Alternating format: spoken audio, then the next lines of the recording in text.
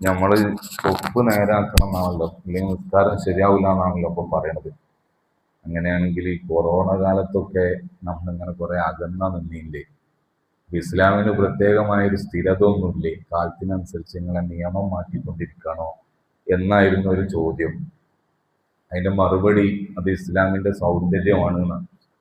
ഇസ്ലാമില് ഷാഫി ഫിഖ് 5 ഖായിദകളാണ് അതിലുള്ളത്. ഈ 5 ഖായിദകളാണ് ഷാഫി ഫിഖ്.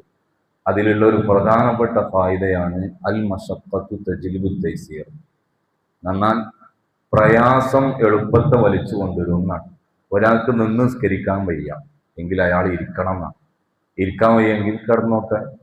യാത്ര ചെയ്യുന്ന സമയത്ത് ഒരാൾക്ക് എല്ലാ സമയവും വാഹനത്തിന് ഇറങ്ങി നിസ്കരിക്കാൻ കഴിയൂല, അത് പ്രയാസമായതുകൊണ്ടാണ് പകലിൽ ഒരു സമയത്ത് ഇറങ്ങിയിട്ട് ളുഹറിന് ഇറങ്ങുകയാണെങ്കിൽ അസറും കൂട്ടി നിസ്കരിച്ചോട്ടെ.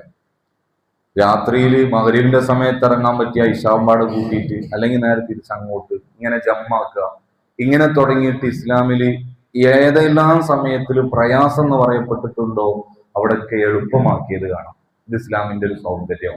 അതേപോലെയായിരുന്നു അന്നത്തെ കാലത്ത് അടുത്ത് നിൽക്കൽ അത് വലിയ പ്രയാസമുള്ള സമയമായപ്പോഴാണ് അകന്നു നിന്നോട്ടെ എന്ന് പറഞ്ഞു. ഇപ്പോ ആ ഒരു പ്രയാസം ഇല്ലാത്തത് കൊണ്ടാണ് പരമാവധി അടുത്ത് നിൽക്കണം, ഇല്ലെങ്കിൽ അത് ജമാഅത്തിനെ ബാധിക്കും എന്ന് പറഞ്ഞ് അത് ഇസ്ലാമിന്റെ സൗന്ദര്യമായിട്ട് മനസ്സിലാക്കണം. അല്ലാഹു തആല ഖൈർ പഠിക്കാൻ നമുക്കൊക്കെ തൗഫീഖ് നൽകട്ടെ.